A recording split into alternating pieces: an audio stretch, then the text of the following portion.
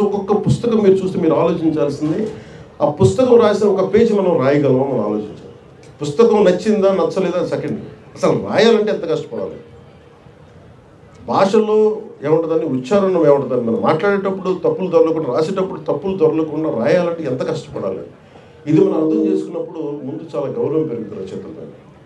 అలాగే తర్వాత మనం నచ్చినాయా, అది మనం ఎలా ప్రభావితం చూపించినాయి. శ్రీశ్రీ గారి మహాప్రస్థానం కానీ ఒక్కొక్క రచన, అలాగే ఎంతమంది కాంటెంపరీ రచయితలు మనం అర్థం చేసుకోవచ్చు, వాళ్ళ దృక్పథం అర్థం చేసుకోవచ్చు. ఇవన్నీ మనకి మనస్ఫూర్తిగా మీకు జ్ఞానాన్ని పెంపొందించేది ఇలాంటి బుక్ ఫెయిర్స్. అందుకని మనస్ఫూర్తిగా నేను అందరికీ ధన్యవాదాలు తెలుపుకుంటా ఉన్నాను.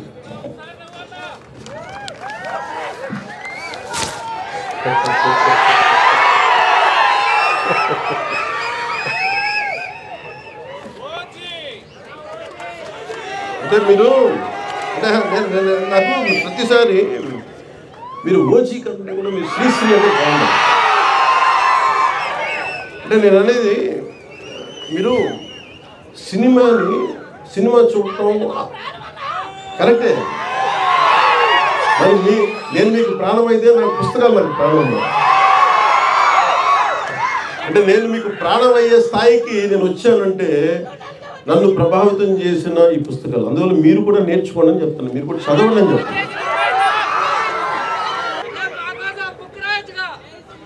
అంత జ్ఞానం ఉండి వాడికి నేను నా దగ్గర అర్థం చేసుకునే శక్తి ఉంది కానీ రాసేంత శక్తి లేదు. ఏదో స్పీచెస్ రాసుకోగలను, లేదంటే నా జర్నల్స్ రాసుకోగలను, కానీ ఒక పుస్తకం రాయాలంటే చాలా జీవితం చూడాలి. అలా నాకు సహకారం తీసుకొని రాయడం ఇష్టం. వస్తే రాస్తే సొంతగా రాస్తాం, లేదంటే అంటే యుద్ధం ఎప్పుడు ఒకలే చేయాలి. అక్షర యుద్ధం ఒక్కళ్ళ ఆలోచించే మొత్తం మదనం అక్కడి నుంచే రావాలి. భవిష్యత్తు మొత్తం భగవంతుడు మనకి విధి కనుక మనకు ఆశిస్తే మనం ఆ రోజు రాదు చూడు.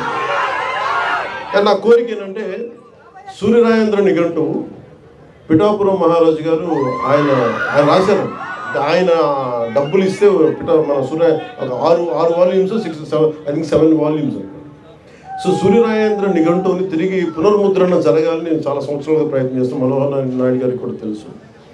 దానికి కొంత డబ్బు ఇద్దామంటే ఏమైపోయిందని మళ్ళీ కూర్చొని కొత్త దాన్ని ఎడిటోరియల్ టీం రావాలి, చాలామంది భాషా శాస్త్రవేత్తలు కావాలి.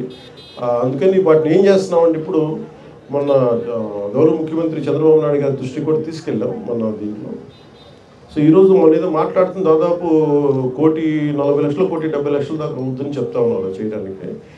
సో నేను అనుకుంటుంది నేను ఒక 3వ వంతు నేను భరిస్తాను. అలాగే కేంద్ర ప్రభుత్వం రాష్ట్ర ప్రభుత్వం సహకారం తీసుకొని, అంటే సూర్యరాయేంద్ర నిఘంటు ఎందుకు అవసరం అనడానికి ఇందాక నేను మిస్ అయిపోయింది మాల్కమ్ ఎక్స్ది.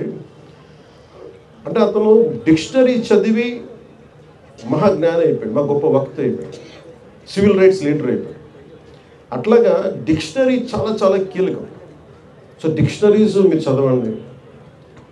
ఎందుకంటే మీకు నేను ఇవ్వగలిగేది నిజంగా మన చేతిని చాలాసార్లు అనుకుంటాను, నా పిల్లలు కూడా ఇదే చెప్తాను, రీడింగ్ మీరు ఒక అలవాటు చేసుకోండి. పుస్తక పఠనం అనేది నెక్స్ట్ జనరేషన్కి కానీ ఈ జనరేషన్కి కానీ. ఎంతసేపు టీవీలు చూస్తాం, ఎంతసేపు ట్విట్టర్ మీద ఉంటాం, ఎంతసేపు సోషల్ మీడియా చూస్తాం. నిజంగా కనుక మన పుస్తకాలు చదివితే మనకు వచ్చే జ్ఞానం వేరు, పోరాటం చేసే శక్తి వేరు ఉంటుంది.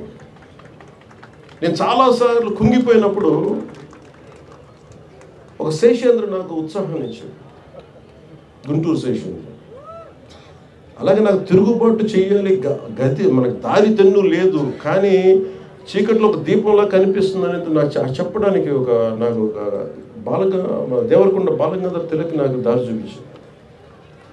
వాళ్ళు ఎవరు నా దగ్గర ప్రత్యక్షంగా ఎవరు లేరు, కానీ వారి మాటలు నాకు గైడెన్స్ ఇచ్చింది. సో అందుకని మీకు ప్రతిదీ ఈ కనిపిస్తున్న ప్రతి పుస్తకం అది మీకు ఒక సంపద, అది మీకు ధైర్యం ఇచ్చేది. అందుకని ఆ ధైర్యాన్ని మీరు సంపాదించుకోమని. ఎందుకంటే నేను ఒక్కడిని చేసే పోరాటం కాదు, మీలాంటి యువకులు పెద్దవాళ్ళందరూ కూడా మనం కూర్చొని ఎవరైతే తెలుగు భాషా శాస్త్రవేత్తలు ఉన్నారో, అధ్యాపకులు ఉన్నారో, తెలుగు పండితులు ఉన్నారో, ముందుగా మనం చేసిన సరిగ్గా నేర్చుకున్నందుకు వారి కాళ్ళకి నమస్కారం పెట్టాలి. ఎందుకంటే మేము మీరు ఎంత కష్టపడితే డబ్బులు ఉండవు దాంట్లో. తెలుగు అధ్యాపకులు కావాలంటే డబ్బులు ఉండాలి. మొన్న ఈ మధ్యన స్కూల్లో కూడా చెప్పారు, అధ్యాపకులు హైయెస్ట్ పెయిడ్ వ్యక్తులు అవ్వాలి, జీతాలు వాళ్ళకి ఎక్కువ ఉండాలి. ఎందుకంటే సమాజాన్ని నిజంగా ఒక అధ్యాపకుడు కనుక బలమైన జీతభత్యాలు ఇవ్వగలిగితే సమాజం మారిపోతుంది. ఆ విధంగా నేను కోరుకుంటా ఉన్నాను, అలాంటి జరగాలని చెప్పి. మనస్ఫూర్తిగా నాకు ఈ అవకాశాన్ని ఇచ్చిన ఈ మొత్తం ఈ బుక్ ఫేర్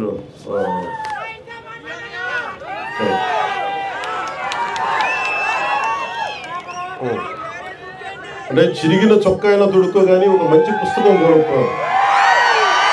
ఈ వీరేశలింగం పంతులు గారు చొక్కా చినిగిపోయిన పర్లేదు కానీ మంచి పుస్తకం ఉండాలి. అలాగే మనకి పుస్తకాలు లేకుండా నేను రోడ్డు మీదకి బయటికి రాను. ఇప్పుడు నేను చాలాసార్లు వెళ్ళినప్పుడు నాకు భయం వచ్చేసి పుస్తకాలు పక్కన లేకపోతే ఏదో కోల్పోయినట్టు. నేను కోట్లు వదిలేసుకున్నాను, కోట్లు డబ్బులు ఇవ్వలేదు, నాకు కోట్లు పోగొట్టుకున్నాను, కోట్లు ఇచ్చేసాను, కానీ పుస్తకాలు నా పక్కన ఉన్నంత కాలం నాకు ఎప్పుడు ఎట్లా ఉంటుందంటే నన్ను ఒక అంగరక్షకుల్లో కాపాడుతాను.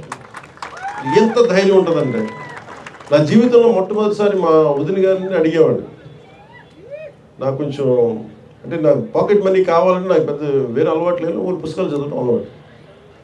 ఆ పుస్తకాల కోసం వెళ్ళి మా వదిన ఏదో అడిగితే వాడు కూర్చోబెట్టి ఏదో డబ్బులు ఇచ్చేది. ఆ డబ్బులు చూడ పరిగెత్తికి బుక్ షాప్కి వెళ్ళి బుక్స్ కొనుక్కొని అలా అన్నీ కలెక్ట్ చేసుకున్నాయి. సరిపోయేగా, నాకున్న కోరిక సరిపోయేగా. నేను చాలాసార్లు ఒక తొలి ప్రేమకి కొంత డబ్బు వచ్చింది, ఇప్పుడు పుస్తకాలు చూసేవాడిని, కానీ నేను కోరుకున్న దానికి ₹1,00,000. మీరు ఊహించుకుంటే నా రెమ్యూనరేషన్ 15 లక్షలు అంటే నేను ₹1,00,000 పుస్తకం, 1,00,000 2 లక్షలు పుస్తకాలు కొనుక్కున్నాను. అంటే వెళ్ళి పుస్తకాలు కొనుక్కున్న ఆ బుక్ షాప్లోకి వెళ్తే ఎంత అనిపించిందంటే నేను ఏదో ఒక మొత్తం ఒక బ్యాంకు వాల్ట్లోకి వెళ్తే కొన్ని లక్షల కోట్లు కనిపిస్తే ఎలా ఉంటుందో నాకు లోపల అలా ఉంది. చేతులు జేబులో డబ్బులు ఉన్నాయి, ఎదురుగా పుస్తకాలు ఉన్నాయి. ఒక్కొక్క పుస్తకాన్ని నాకు నచ్చిన పుస్తకం కొనుక్కొని రూమ్లో పెట్టుకొని ఒక 3 రోజులు నిద్రపోలేదు. అది చూస్తూ ఉన్నాను, కొంచెం చదువుకుంటా ఉన్నాను, మళ్ళీ ఆ పుస్తకం తీసాను, కక్కుర్తి ఆతృత, ఇది చదివేయాలి అది చదివేయాలి. అందుకే నేను అంటే ఒక జీవిత కాలంలో కార్ల్ సగాన్ చెప్పినట్టుగా 10,000 పుస్తకాలు చదవగలను ఒక మనిషి. 10,000 పుస్తకాలు చాలా బలంగా చదవగలరు సంపూర్ణంగా.